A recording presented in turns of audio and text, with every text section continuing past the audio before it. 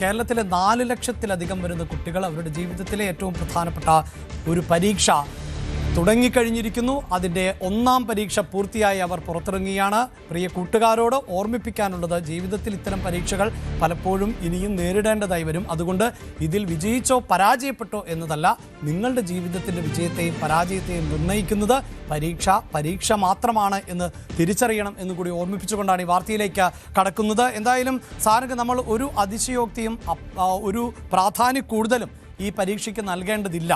പക്ഷേ ഇതൊരു പരീക്ഷയാണ്. നമ്മുടെ ജീവിതത്തിൽ പലതരം പരീക്ഷകൾ കടന്നു വരും. അതുപോലെ കുട്ടികളെ സംബന്ധിച്ചിടത്തോളം ഇതിനു മുമ്പ് നേരിടാത്ത ഒരു പരീക്ഷ, അങ്ങനെ മാത്രം നമ്മൾ SSLC പരീക്ഷയെ കണ്ടാൽ മതി. എങ്ങനെയുണ്ടായിരുന്നു കുട്ടികൾ പരീക്ഷ എഴുതിയതിന് ശേഷം ആദ്യ ദിനം അവർ പുറത്തിറങ്ങുമ്പോൾ എന്താണ് അവരുടെ പ്രതികരണങ്ങൾ, എന്താണ് മറ്റു വിവരം? അഭിലാഷ്, ഇന്ന് ആദ്യ പരീക്ഷയാണ് SSLCയുടെ ഭാഷ പാർട്ട് 1 ആണ് ഇപ്പോൾ അവസാനിച്ചിരിക്കുന്നത്. നമ്മളിപ്പോൾ കോട്ടൺ ഹിൽ സ്കൂളിലാണ്. കുട്ടികളുടെ പ്രതികരണങ്ങളിലേക്ക് നമുക്ക് നോക്കാം. കുട്ടികൾ പറയുന്നത് പ്രധാനമായിട്ടും ഇന്ന് എളുപ്പമാണെന്നാണ് അധികം കുട്ടികളും പ്രതികരിച്ചത്. എങ്ങനെയുണ്ടായിരുന്നു? നല്ലതായിരുന്നു. സിലബസ് മാറിയതിന്റെ ബുദ്ധിമുട്ട് എന്തെങ്കിലും? ഇല്ല. സമയം തികഞ്ഞോ? ഫുൾ കോൺഫിഡൻസ് ആണ്? കുഴപ്പമില്ല, എളുപ്പമായിരുന്നു. പക്ഷെ സമയം ഇത്തിരി ഇല്ല. കുഴപ്പമില്ല, എല്ലാം അറ്റൻഡ് ചെയ്തു. നല്ലതായിരുന്നു. എക്സാം സിലബസ് മാറിയതിന്റെ കുഴപ്പമൊന്നുമില്ലായിരുന്നു. നല്ലതായിരുന്നു. സമയമൊക്കെ തികഞ്ഞു. അങ്ങനെയാണ് അഭിലാഷ്, ഇത്തവണ ആദ്യ എക്സാം വലിയ കുട്ടികളെ കുഴപ്പിച്ചില്ല. ഇനി വരുന്നത് ഇംഗ്ലീഷ് എക്സാമാണ്. തിങ്കളാഴ്ചയാണ് അടുത്ത എക്സാം. ഇപ്പോൾ കോട്ടൺ ഹിൽ സ്കൂളിൽ നിന്നുള്ള വിദ്യാർത്ഥികളുടെ പ്രതികരണങ്ങളാണ് നമ്മൾ നോക്കുന്നത്. ഇത്തവണ 4 ലക്ഷത്തിൽ, അഭിലാഷ് ഇപ്പോൾ സൂചിപ്പിച്ച പോലെ തന്നെ 4 ലക്ഷത്തിലധികം കുട്ടികളാണ് പരീക്ഷ എഴുതിയിട്ടുള്ളത്. അതിൽ ഇപ്പോൾ വലിയ രീതിയിലുള്ള മാറ്റം, അതായത് സിലബസിലടക്കമുള്ള മാറ്റങ്ങൾ കുട്ടികൾക്ക് ബുദ്ധിമുട്ടുണ്ടാക്കിയെന്നടക്കം മാതാപിതാക്കൾ നമ്മളോട് പ്രതികരിച്ചിരുന്നു. പക്ഷേ ആ ഒരു പ്രശ്നം ഈ ഒരു പരീക്ഷയിൽ കാണിച്ചിരുന്നില്ല. അതായത് പരീക്ഷയിൽ ആ ഒരു ബുദ്ധിമുട്ട് നേരിട്ടിട്ടില്ല. 1.5 മണിക്കൂറാണ് മലയാളം മാധ്യഭാഗത്തിന് വേണ്ടി പരീക്ഷ കൃത്യമായി 9:45 തുടങ്ങി 11:15 വരെയാണ് പരീക്ഷ നീണ്ടു നിന്നത്. ആ ഒരു സമയത്ത് കൊണ്ട് അറ്റൻഡ് ചെയ്യാൻ പറ്റുന്ന ചില വിദ്യാർത്ഥികളടക്കം മാത്രമാണ് ഈ ഒരു സമയക്കുറവിന്റെ ബുദ്ധിമുട്ടുകൾ അറിയിച്ചത്. കുട്ടികളുടെ കൂടുതൽ പ്രതികരണം? അതെ, കുഴപ്പമില്ലായിരുന്നു. കുറച്ച് സമയം കിട്ടാത്ത പോലെ തോന്നി, പക്ഷെ കുഴപ്പമില്ല. സിലബസ് മാറിയതിന്റെ ചെറിയ ക്വസ്റ്റ്യൻസ് കുറച്ച് പാടായിരുന്നു. കുഴപ്പമില്ല, കുറച്ച് വായിച്ചെഴുതേണ്ട ക്വസ്റ്റ്യൻസ് ആയിരുന്നു. അപ്പം കുഴപ്പമില്ല. 9ാം ക്ലാസ്സിൽ നിന്നും 10ാം ക്ലാസ്സിലെ എക്സാമിന്റെ സ്റ്റൈലിൽ മാറ്റം പറ്റും? അങ്ങനെ വന്നതായിട്ട് തോന്നിയിട്ടില്ല. സ്റ്റൈല് ചിലതൊക്കെ മാറിയിട്ടുണ്ട്. പക്ഷെ ചില ക്വസ്റ്റ്യൻസ്, 1 മാർക്കിന്റെ ചില ക്വസ്റ്റ്യൻസ് ഒക്കെ കുറച്ച് പാടായിരുന്നു. അല്ലാതെ കുഴപ്പമില്ല. പ്രിപ്പയർഡ് ആണ് അടുത്ത എക്സാം തിങ്കളാഴ്ച? ഓക്കെ. അങ്ങനെയാണ്. ആ ഒരു സമയക്കുറവ്, അത് കാലങ്ങളായി നമ്മൾ കേൾക്കുന്നതാണ്. സമയക്കുറവ് വലിയൊരു ബുദ്ധിമുട്ട് വിദ്യാർത്ഥികൾക്ക് ഉണ്ടാകാറുണ്ട്. പക്ഷേ ക്വസ്റ്റ്യൻസ് എളുപ്പമായിരുന്നു. മോഡൽ പരീക്ഷ പോലെ തന്നെ ഈ ഒരു പൊതുപരീക്ഷയുടെ ആദ്യ ദിനവും വലിയ ബുദ്ധിമുട്ടില്ലാതെയാണ് വിദ്യാർത്ഥികൾ ഇപ്പോൾ നമ്മൾ പ്രതികരിച്ചിരിക്കുന്നത്. സിലബസ് മാറിയതിന്റെ പ്രശ്നങ്ങളോ കാര്യങ്ങളോ ഒന്നും തന്നെ ഇല്ല.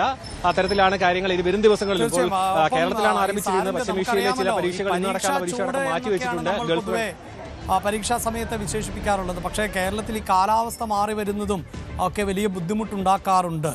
പ്രത്യേകിച്ച് അതികഠിനമായ ചൂടുകാലം ആണ് നമ്മൾ നേരിട്ടുകൊണ്ടിരിക്കുന്നത്. അതിനിടെയാണ് ഈ പരീക്ഷ എത്തിയത്. ഈ സ്കൂളുകളിൽ കൃത്യമായ ഒരു ക്രമീകരണങ്ങളൊക്കെ ഉണ്ടായിരുന്നു. അതായത് കുട്ടികൾക്ക് വെള്ളം കുടിക്കുന്നതിനുള്ള സൗകര്യം, അത്തരം സൗകര്യങ്ങളും ക്രമീകരണങ്ങളും ഒക്കെ ഉണ്ടായിരുന്നു. എന്താണ് അവരിൽ നിന്ന് മനസ്സിലാക്കാൻ സാധിക്കുന്നത്? അഭിലാഷ്, നമ്മൾ രാവിലെ റിപ്പോർട്ട് ചെയ്ത് വെച്ച് നോക്കുമ്പോൾ 9:30 കൂടിയാണ് വിദ്യാർത്ഥികൾ അകത്തേക്ക് കയറിയത്. 9:45 പരീക്ഷ തുടങ്ങിയത്. കൂൾ ഓഫ് ടൈം കൃത്യമായി ലഭിച്ചിട്ടുണ്ട്. മറ്റ് സൗകര്യങ്ങളെല്ലാം, കാരണം കുട്ടികൾ ഇത്രയും കാലം പഠിക്കുന്ന സ്കൂളാണ്. അതുകൊണ്ട് തന്നെ ആദ്യ ദിവസത്തെ ചെറിയ തിരക്കുകളോ അല്ലെങ്കിൽ അത്തരം വെപ്രാളങ്ങളോ മാത്രമല്ലാതെ വലിയ ബുദ്ധിമുട്ടുകൾ കുട്ടികൾ മറ്റു രീതിയിൽ പറഞ്ഞിട്ടില്ല നമ്മളോട്. പക്ഷേ സംസ്ഥാനത്തിന്റെ മൊത്തം ചിത്രങ്ങളിലേക്ക് നമുക്ക് കടക്കേണ്ടതുണ്ട് വരും ദിവസങ്ങളിലടക്കം. നമുക്ക് കുട്ടികളോട് തന്നെ ചോദിക്കാം, എങ്ങനെയുണ്ടായിരുന്നു എക്സാം? ഒരുക്കങ്ങളൊക്കെ എങ്ങനെയുണ്ടായിരുന്നു?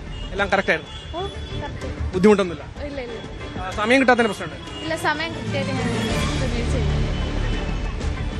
അങ്ങനെയാണ് ഒരു പൊതുപരീക്ഷയുടെ എല്ലാ ഒരുക്കങ്ങളും പൂർത്തിയാക്കിയിരുന്നു. 26,000 അധ്യാപകരാണ് ഇത്തവണ പൊതുപരീക്ഷ SSLCയുടെ മാത്രമായി പൊതുവിദ്യാഭ്യാസ വകുപ്പ് നിയോഗിച്ചിരിക്കുന്നത്. അത് എക്സാമിനേഷൻ ഹാളിലടക്കമുള്ള 26,000 അധ്യാപകരാണ് ഇതിനുവേണ്ടി ഇപ്പോൾ ഡ്യൂട്ടിയിലുള്ളതടക്കമുള്ളത്.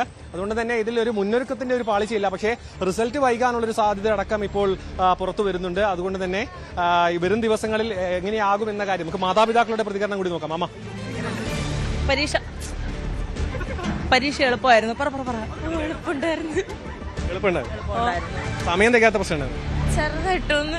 സിലബസ് മാറിയതിന്റെ ഒത്തിരി പാടുണ്ടായിരുന്നു. ഇപ്പൊ പരീക്ഷ കുഴപ്പമില്ലായിരുന്നു, എളുപ്പമുണ്ടായിരുന്നു.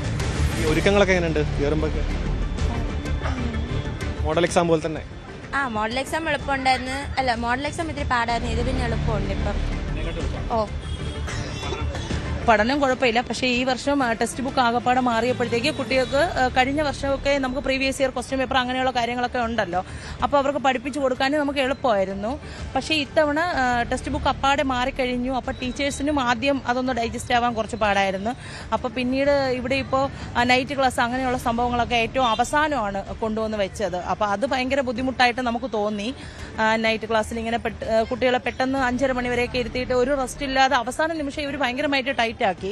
അപ്പോൾ പിള്ളേരങ്ങ് ഭയങ്കരമായിട്ട് മെന്റലി അവർ ഭയങ്കര ഡിപ്രഷനിലായി. എഴുതിയാലും നോട്ട് തീരൂല, നോട്ട് സബ്മിറ്റ് ചെയ്യാനുള്ള ദിവസം അങ്ങനെയൊക്കെ പറഞ്ഞിട്ട് ഭയങ്കര ബുദ്ധിമുട്ടായിരുന്നു. അവർ പുറമേ കാണിച്ചില്ലെങ്കിലും നമുക്കത് മനസ്സിലാവും. അവർക്ക് ഉറങ്ങാൻ പറ്റൂല, അവർക്ക് നന്നായിട്ട് ആഹാരം കഴിക്കാൻ പറ്റൂല.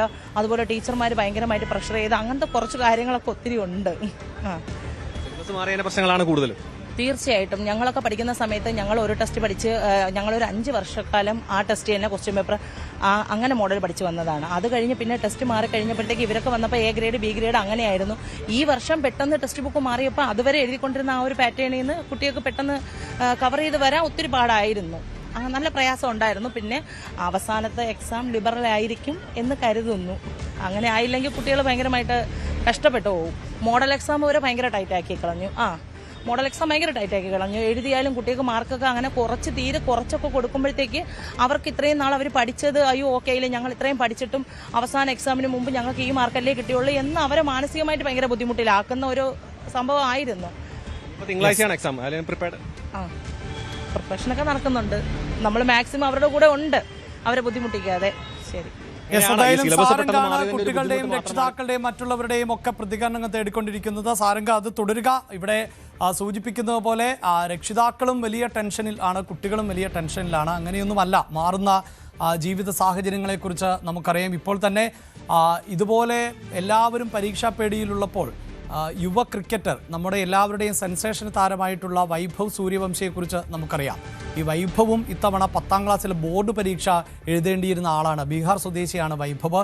അണ്ടർ-19 ലോകകപ്പിൽ അദ്ദേഹത്തിൻ്റെ പ്രകടനമാണ് നിർണായകമായത് എന്ന് നമുക്കറിയാം. പക്ഷേ വൈഭവ് ഇത്തവണ പരീക്ഷ എഴുതിയില്ല. അതിന് കാരണം ക്രിക്കറ്റിൻ്റെ ട്രെയിനിങ്ങുമായി ബന്ധപ്പെട്ട തിരക്കാണ്. അതുകൊണ്ട് വൈഭവ് ജീവിതത്തിൽ പരാജയപ്പെട്ടിട്ടില്ല എന്ന് നമുക്കറിയാം. അതുതന്നെയാണ് ഈ രക്ഷിതാക്കളെയും ഓർമ്മപ്പെടുത്താനുള്ളത്. എല്ലാ കുട്ടികൾക്കും ഒരുപോലെ പഠിക്കാനുള്ള ശേഷിയൊന്നും ഉണ്ടാകണമെന്നില്ല.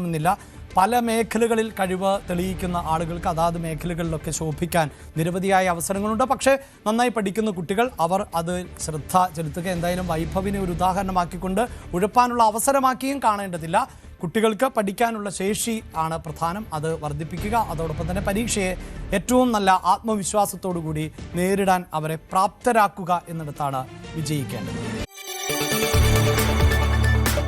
കൂടുതൽ വാർത്തകൾക്ക് News 18 Keralam YouTube channel subscribe ചെയ്യുക.